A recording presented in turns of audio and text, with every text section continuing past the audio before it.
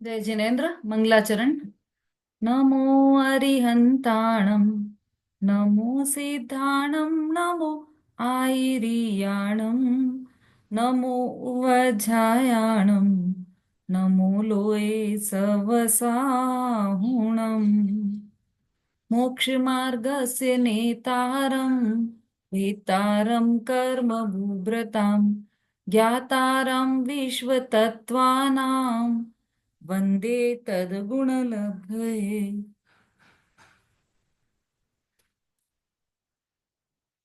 तत्वार सूत्र जी ग्रंथ है, तीसरा अध्याय हमारा चल रहा है तत्वार सूत्र जी में। कल हम यहाँ पर करणानि योग संबंधी थोड़ी सी रचनाएं देख रहे हैं।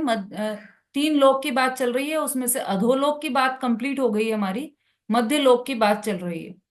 तो कल जो मध्य लोक की रचना में आप लोगों ने समझा है, वो आप लोग जिन्होंने नोट डाउन किया है या जिसको याद है वो थोड़ा पढ़कर बताइए, कल आपने क्या क्या समझा और क्या क्या आपको समझ में आया।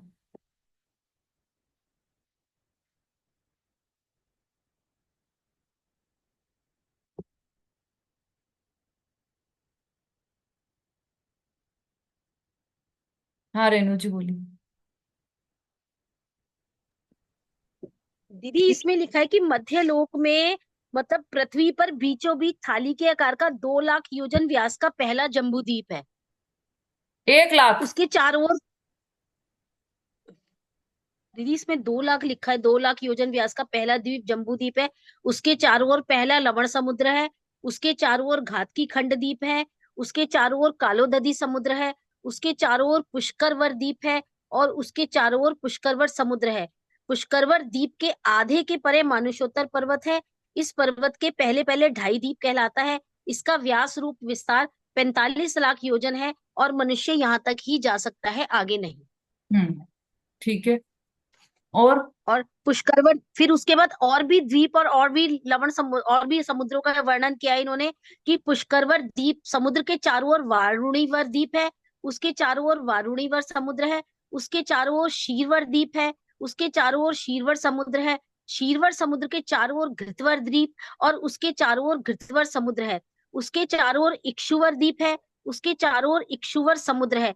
इसके चारों ओर नंदीश्वर द्वीप है और उसके चारों ओर नंदीश्वर समुद्र है। उसके चारों ओर अरुणवर द्वीप है और उसके चारों ओर अरुणवर समुद्र है। इस प्रकार अंतिम में स्वयंभू रमण द्वीप और स्वयंभू रमण समुद्र है। इस प्रकार असंख्यात द्वीप समुद्र मध्य लोक में है। हम्म ठीक है, ये लिखा है आपने। और कुछ? दीदी बाकी मतलब लिखा है कि प्रत्येक द्वीप समुद्र जो है वो दूने दूने विस्तार वाले हैं। पहले के समुद्र द्वीपों को घोरे दूसरे दूसरे मतलब पहला जो द्वीप है ना जम्बू द्वीप, वो तो थाली के आकार का है। बाकी उसके चारों ओर जो है वो चूड़ी के आकार के हैं।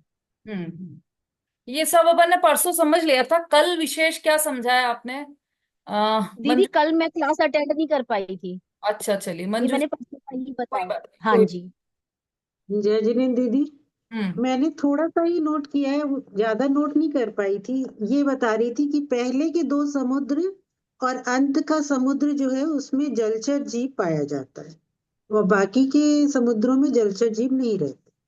हम्म और और एक उन्होंने ये बताया था कि प्रमाण योजन भी होता है और एक व्यवहार योजन होता है। हम्म तो ये मैं ठीक से नोट नहीं कर पाई हूँ।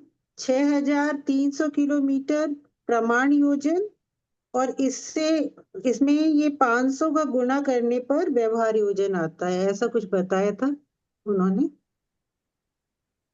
और और और मैं एक बताऊं? चीज उन्होंने ये भी बताई थी कि जो 13 पटल होते हैं ना, तो उसकी भी वो होती है जघन आयु और उत्कृष्ट आयु उसमें भी होता है।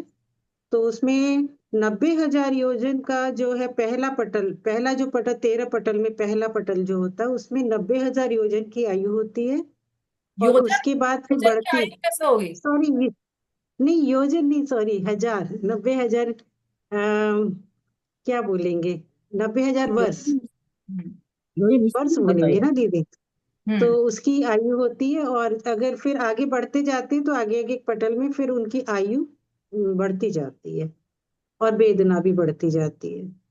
ठीक है। हाँ, और और कुछ पॉइंट नोट किए आपने?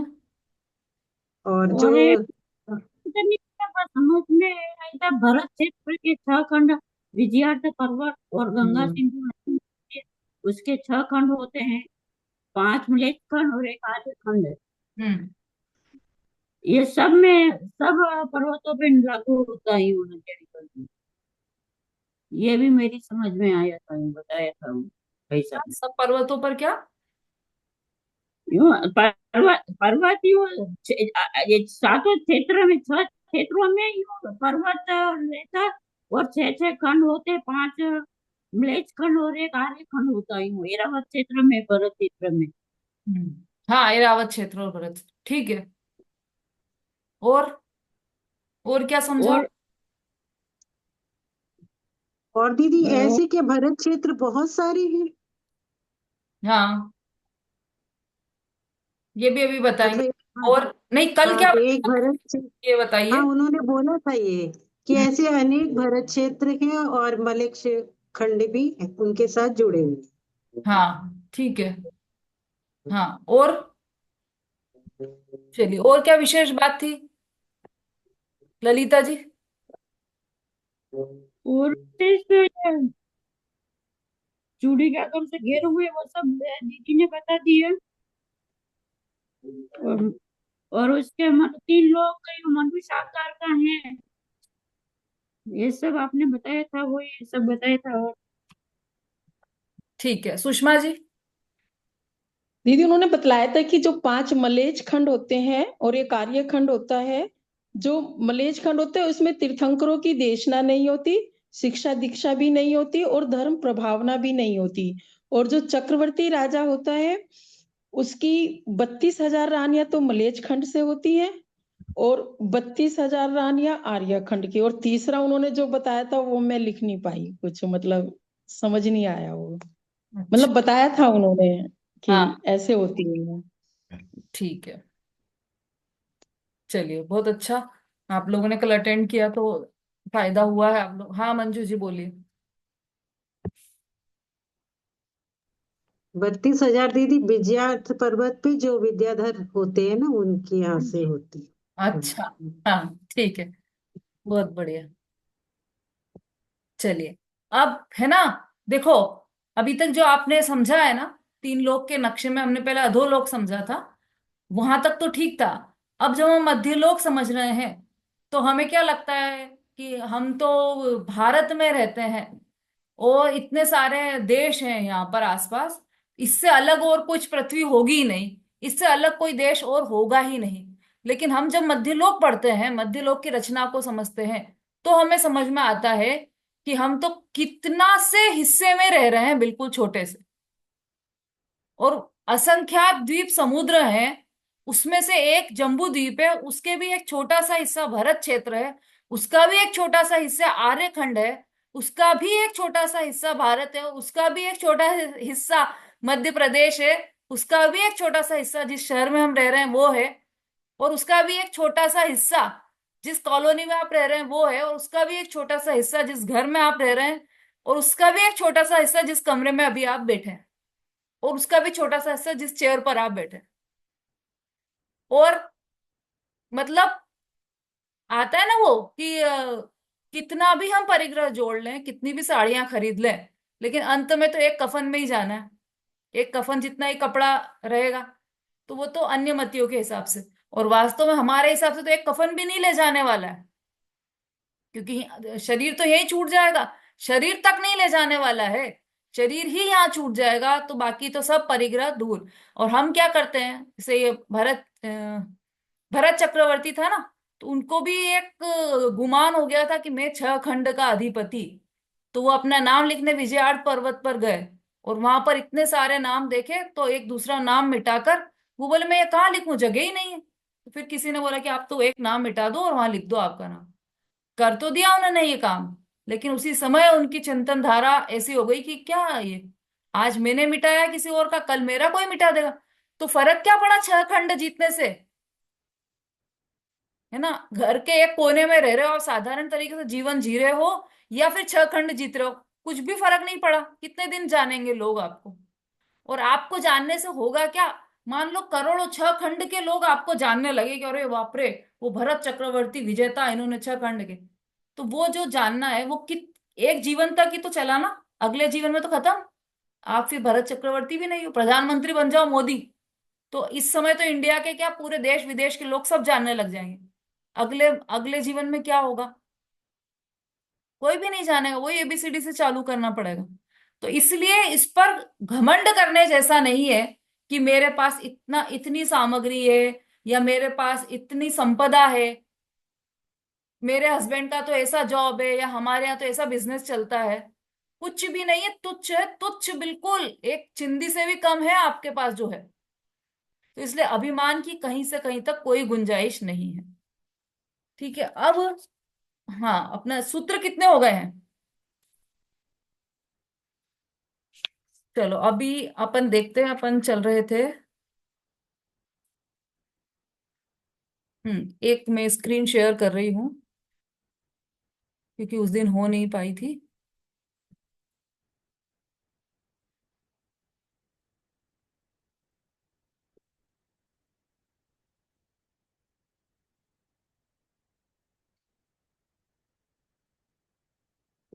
दिखाई दे रहा है?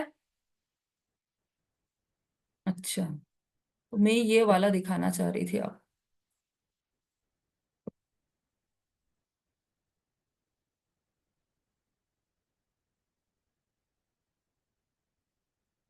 हम्म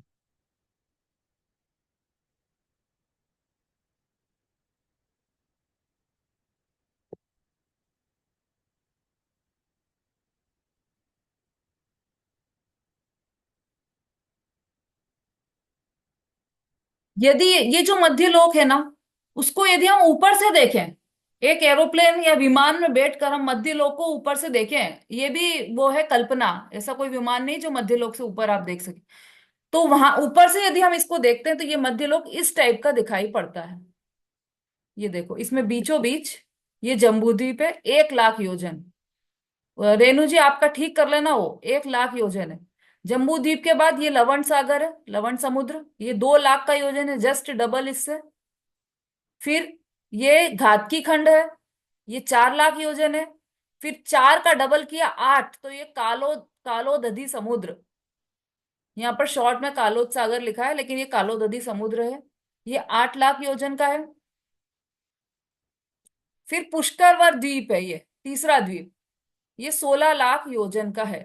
अब इसी पुष्करवर द्वीप में यहां पर इन दोनों के बीच आपको एरो दिखाई दे रहा है? हाँ, तो इसके बीच में जो 16 लाख योजन है ना, तो 8 लाख योजन पर मानुषोत्तर पर्वत है, ऐसे ऐसे बना हुआ पूरी दूर, पूरे चारों, पूरे पुष्करवर द्वीप में मानुषोत्तर पर्वत बना हुआ है। तो कितने में है? 16 है ना, तो 16 का आधा करोगे आप तो 8 लाख योजन। 8 लाख योजन, तो ये 8 प्लस ये 8, जरा काउंट करना आप लोग। 8 लाख ये पुष्करार्ध के, फिर 8 लाख योजन का ये कौन सा समुद्र है? कालोदधी समुद्र। फिर 4 लाख योजन का ये घातकी खंड, फिर 2 लाख योजन का लवण सागर, और 1 लाख योजन का जम्बू द्वीप। कितने हुए?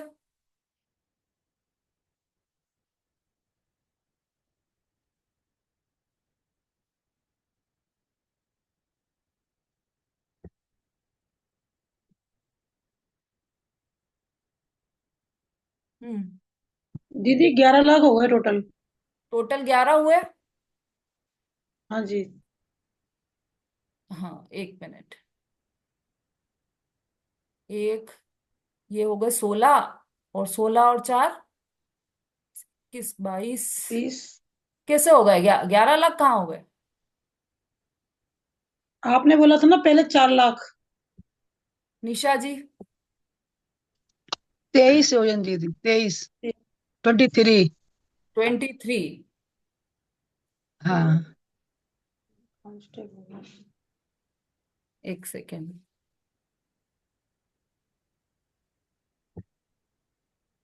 हाँ, इसका कुछ जोड़ 45 लाख योजन है। देखो कैसे है वो मैं बता रही हूँ आपको।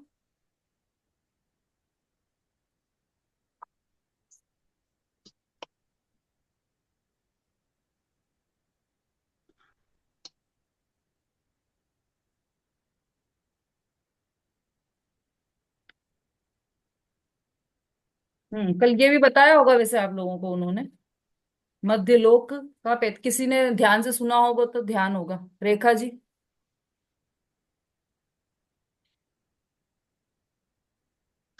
जय जिनेन्द्र दीदी। हाँ, बोलिए। दीदी वही बता रही थी 23, मतलब जो आपने ऐड करने को दिए थे ना वो 23 हुए हैं। 23 हुए ना?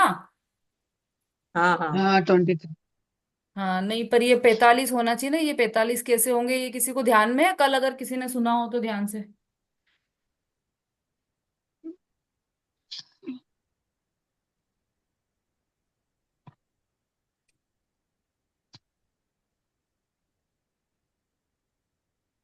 चलो, इसका भी है कहीं पर लिखा हुआ किस तरह से ये 45, मतलब ये 45 लाख योजन ये जितना हुआ है ना, ये 2.5 द्वीप है। और ये 45 लाख योजन है इसकी।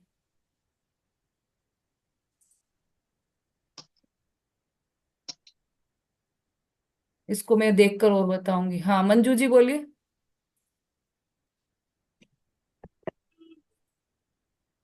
दीदी आपने जो नंबर बोले है ना, वो हम्म। एक बार और रिपीट कर दीजिए। नहीं, ये जो ये द्वीप लिखे हुए है समुद्र ना के। भाई, 1 लाख हाँ योजन द्वीप। का जम्बू द्वीप, 2 लाख योजन का जी। घात कालो दो लवण द्वीप। समुद्र। वो लवण समुद्र।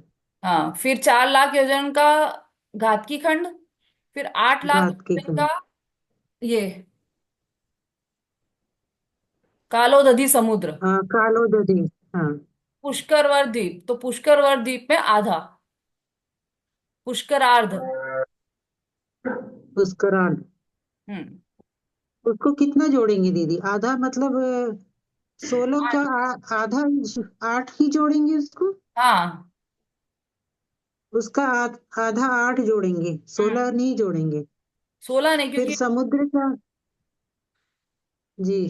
फिर बीच में समुद्र मानुष। भी आधा ही नहीं, समुद्र तो पूरे जोड़ेंगे ना। नहीं नहीं, पुष्करवर समुद्र वो नहीं आएगा। जो है वो। पे दे पुष्करवर देखो, पहले हमने 16 की जगह समुद्र 8 ही जोड़ा। क्या?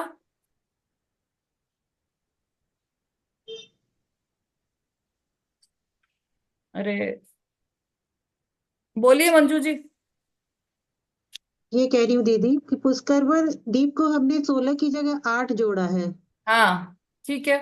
है ना? तो समुद्र को कितना जोड़ेंगे?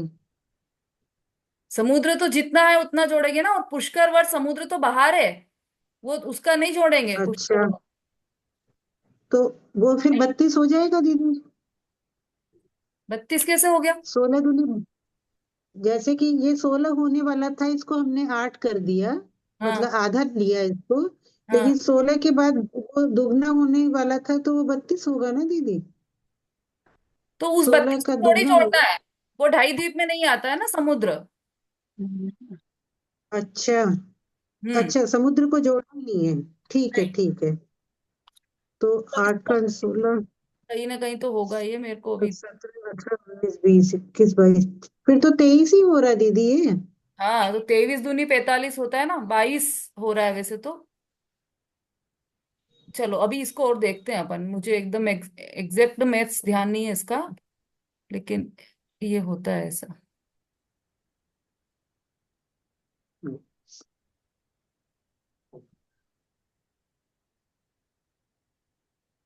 चलिए, अब हम इस पर आ जाइए, अपने सूत्र पर।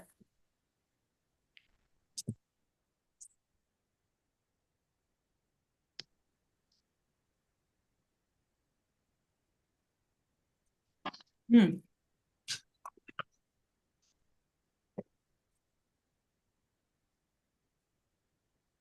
7वां 8वां 9वां सूत्र कल हमने देखा था, है ना? एक बार इसका वांचन कर लेते हैं। जम्बू द्वीप लवणो द्वादय शुभ नामानो द्वीप समुद्राः। शुभ है नाम जिनके, ऐसे जम्बू द्वीप, आदि द्वीप और लवण समुद्र आदि समुद्र मध्य लोक में है।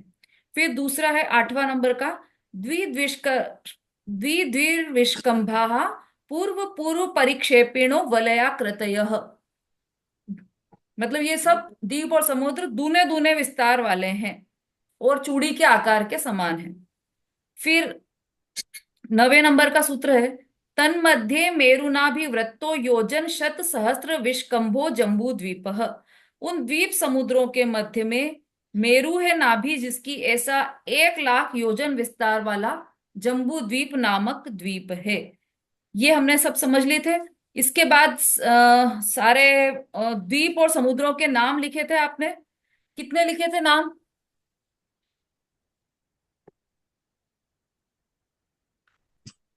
9 लिखे थे दीदी उस दिन। अच्छा, फिर टाइम हो गया था ना अपना। हाँ, तो जी। अंतिम कौन सा लिखा था आपने, बोलिए। अरुणवर। हाँ, ठीक। अरुणवर द्वीप, अरुणवर समुद्र।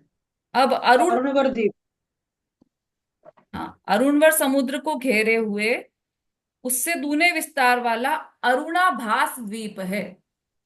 अरुणवर के बाद अरुणाभास द्वीप है और उससे दूने विस्तार वाला अरुणाभास समुद्र है।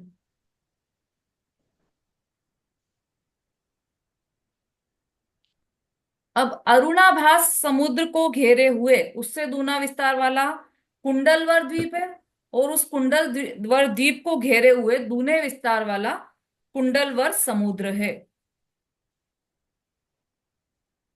फिर ऐसे ही आगे शंखवर द्वीप और फिर शंखवर समुद्र।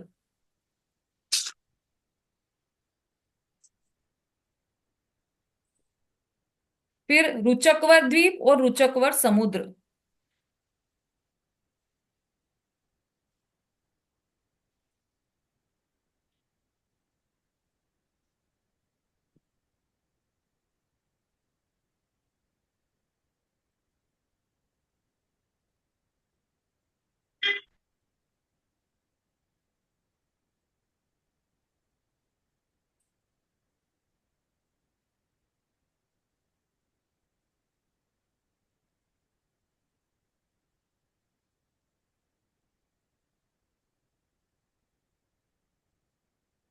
हम्म।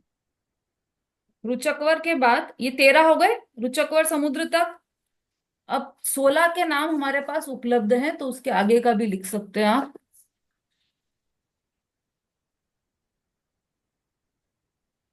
रुचकवर के बाद भुजंगवर द्वीप और फिर भुजंगवर समुद्र। उसके बाद कुशवर द्वीप, कुशवर समुद्र।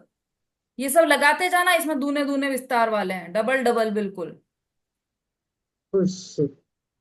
कुश। कुश। कुश। हाँ। कुश। क में ऊ की मात्रा कु और श और वर। फिर क्रोंचवर द्वीप, वर। क्रोंचवर।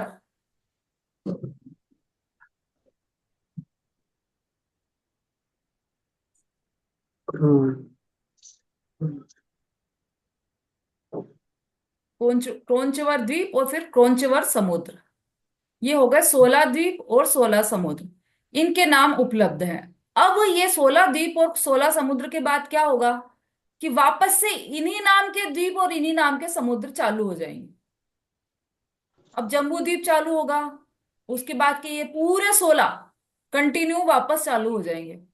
फिर ये 16 पूर्ण हुए, उसके बाद से वापस 1 से लेकर 16 तक वापस चालू हुए। ऐसे असंख्यात बार हुए। फिर अंतिम में 16 और द्वीप और समुद्र हैं। उनके नाम भी उपलब्ध है हमारे पास, तो वो आप केवल सुन लीजिए।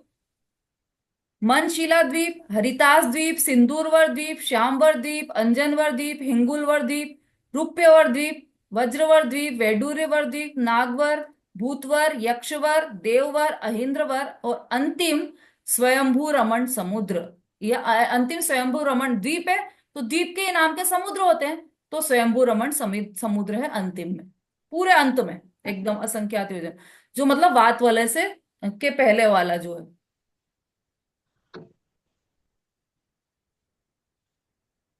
हम्म।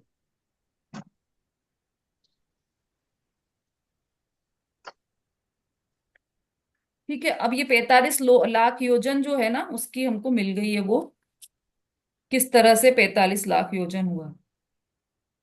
तो इसलिए फिर से एक बार स्क्रीन शेयर कर देते हैं।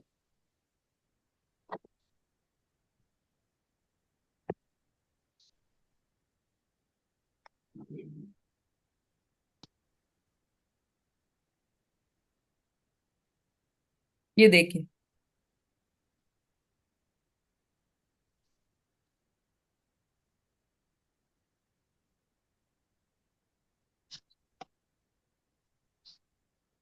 दीदी ये बड़ा नहीं हो सकता? आपकी स्क्रीन पर आप खुद भी बड़ा कर सकते हैं। हाँ बड़ा हो रहा है। ठीक है, अब देखिए, इसको हम ऐसे गिनेंगे, 45 लाख योजन कैसे है ये, कि ये जो जम्बू द्वीप है ना, इसके बीच में एक पॉइंट दिख रहा होगा आपको, ये सुदर्शन मेरू दिख है। रहा है। हाँ, ये सुदर्शन मेरू है। अब इसके हम इधर का गिनेंगे, तो ये कितना हुआ? आधा योजन, मतलब 1 लाख है ना, तो 50,000 योजन ये हुआ। फिर 2 योजन का लवण समुद्र, केवल इधर का गिन रहे हैं अभी हम, इस तरफ से, तो 50,000 ये मेरू के 50,000 ये, फिर ये 2 लाख, फिर ये 4 लाख, फिर ये 8 लाख, और फिर ये 8 लाख, यहां तक। ठीक है,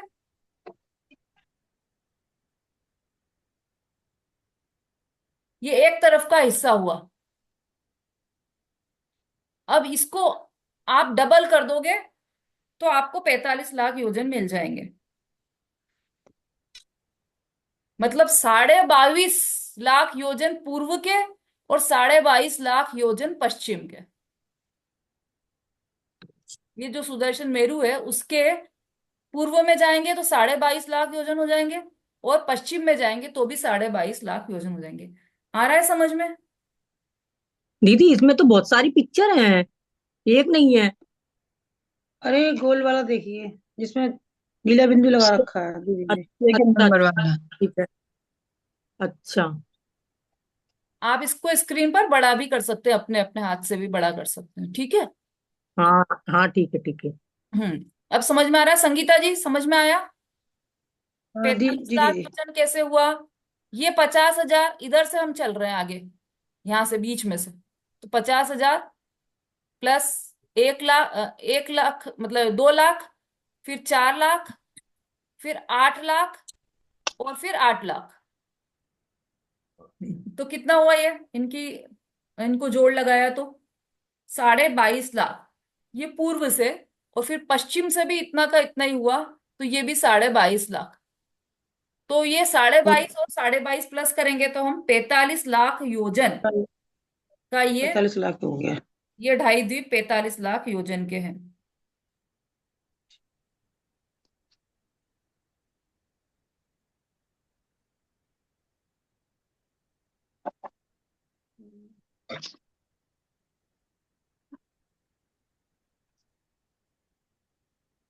हम्म अब हमने समुद्र देख लिया। अब इसमें एक एक बात और विशेष ध्यान में रखने योग्य है, कि ये जो हमने 13 प्रकार के जो समुद्र देखे थे, अंतिम में यही यही थे, मतलब सॉरी, ये 16 जो समुद्र और द्वीप देखे थे, वही वही नाम के आगे आगे द्वीप और समुद्र हैं।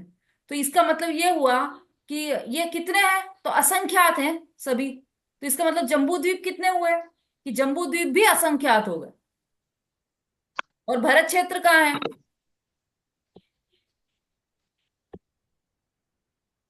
भरत क्षेत्र जम्बू द्वीप में है ना, फिर भरत क्षेत्र भी असंख्यात हो जम्बू। गए। हम्म। ठीक है। अब और अंतिम के जो 16 समुद्र हैं, 16 द्वीप हैं, और उसके बाद 16 समुद्र हैं, उसमें अंतिम वाले का नाम स्वयंभू रमण समुद्र। अब हम इन सब का ये 16 पहले वाले, 16 लास्ट वाले, इन सब के नाम तो हम याद नहीं रख पा रहे हैं। इतनी तो अभी हमारी बुद्धि बची नहीं है कि हम इन सब के याद रखें। तो हम मुख्य मुख्य के नाम याद रख सकते हैं। तो देखो, पहले तो ढाई द्वीप में हमको नाम याद रखना है। ढाई द्वीप में कौन कौन से हैं, याद हो गए क्या किसी को ढाई द्वीप के नाम? हम्म, बोलिए।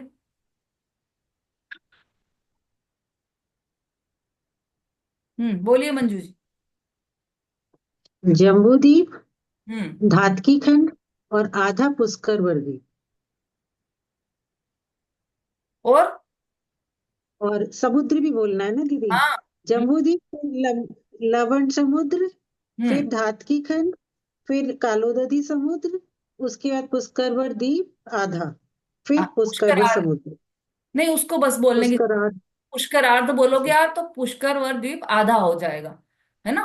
तो जम्बू, अच्छा, हाँ हाँ फिर ठीक। लवण समुद्र, घाटकी खंड, कालोदधी समुद्र और पुष्करार्ध, ये मिलकर हो गए 2.5 द्वीप। एक तो हम्म, ये याद रखिए आप। फिर दूसरा ये है कि इसके आगे के जितने भी द्वीप और समुद्र है वो सब दूने दूने विस्तार वाले हैं, है ना, और उन्हीं उन्हीं नामों के हैं। फिर एक ये याद रखिए कि जो सबसे अंतिम अंतिम में है उसका नाम स्वयंभू रमण द्वीप है और स्वयंभू रमण समुद्र है। सबसे अंत में स्वयंभू रमण द्वीप और स्वयंभू रमण समुद्र है। अब ये जो 13 द्वीप बताए हैं उसमें 8वें नंबर के द्वीप का नाम बताइए, क्या लिखा है आप लोगों ने 8वें नंबर का द्वीप? रेणु जी। नंदीश्वर द्वीप है ना, नंदीश्वर द्वीप है ना। हाँ, बिल्कुल ठीक है। तो ये नंदीश्वर हम्म, द्वीप, क्या इसमें इसमें 52 अकृत्रिम चैत्यालय हैं नंदीश्वर द्वीप में। 52 अकृत्रिम चैत्यालय हैं और एक एक चैत्यालय में 108 108 प्रतिमा है। तो अकृत्रिम चैत्यालय यहाँ पर 52 है। और इसको क्यों विशेष, क्योंकि यहाँ पर वंदना करने, अष्टानिका पर्व में वंदना करने देवतागण वहां पर जाते हैं नंदीश्वर द्वीप में। तो एक तो ये 8वां द्वीप इंपॉर्टेंट है। फिर एक 11वें द्वीप का भी नाम आपने सुना होगा, क्या है 11वें द्वीप का नाम? कुंडलवर, कुंडलवर कुंडल। द्वीप। बिल्कुल, कुंडलवर द्वीप। और 13वें द्वीप का नाम क्या है? रुचकर। रुचकवर, रुचकवर। रुचकवर। हाँ, इन दोनों द्वीपों में भी 4 4 अकृत्रिम चैत्यालय हैं, है ना। अभी हम सब कोई भी विधान करते हैं, 13 द्वीप विधान या इंद्रध्वज मंडल विधान करते हैं, तो इनका नाम आता है रुचक, इसका रुचकवर द्वीप का और कुंडलवर द्वीप का। तो इसीलिए आता है क्योंकि यहाँ पर 4 4 अकृत्रिम चैत्यालय हैं। अब देखो, सबका देखो, पहले तो 2.5 द्वीप हो गए, है ना, तीसरे द्वीप तक आ गए। अब चौथे में कोई भी जिनालय नहीं है, अकृत्रिम चैत्यालय नहीं है।